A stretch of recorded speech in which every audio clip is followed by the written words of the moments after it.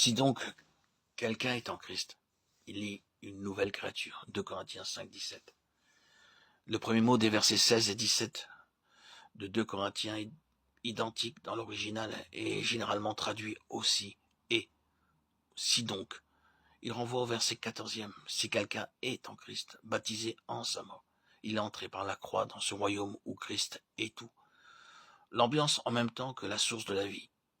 Désormais, les choses anciennes sont passées, car si quelqu'un est en Christ, il est une nouvelle créature, une nouvelle création. En Christ, il ne peut être question d'amélioration ou d'une culture de la vieille nature. L'âme unie au Christ vivant revêt, nous est-il dit, le nouvel homme, Colossiens 3, 16, 11.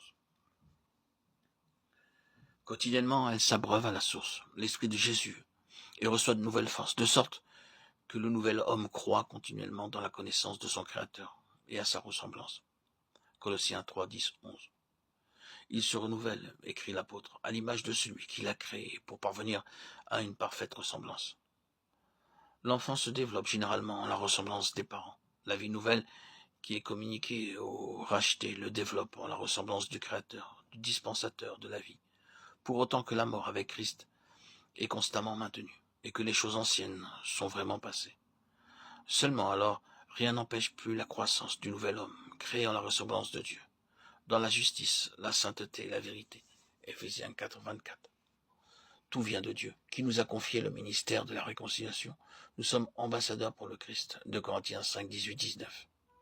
C'est à l'homme nouveau, séparé du monde, qui ne connaît plus personne selon la chair, mais voit en toute créature l'une de celles pour qui Jésus est mort, que Dieu confie le ministère de la réconciliation. L'une des versions traduites en anglais dans la Bible traduit ce passage de façon particulièrement subjective.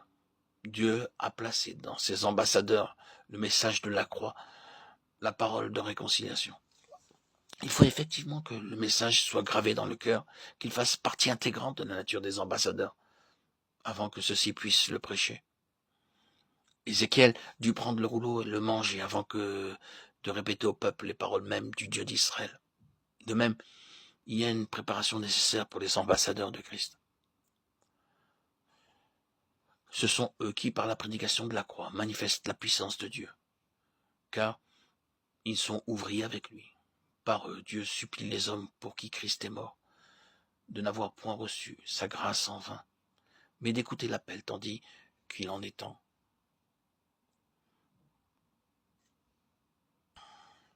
L'Esprit de Jésus est en eux.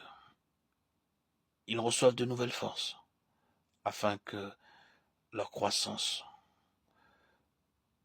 s'épanouisse dans la connaissance du Créateur, et qu'ils puissent lui ressembler.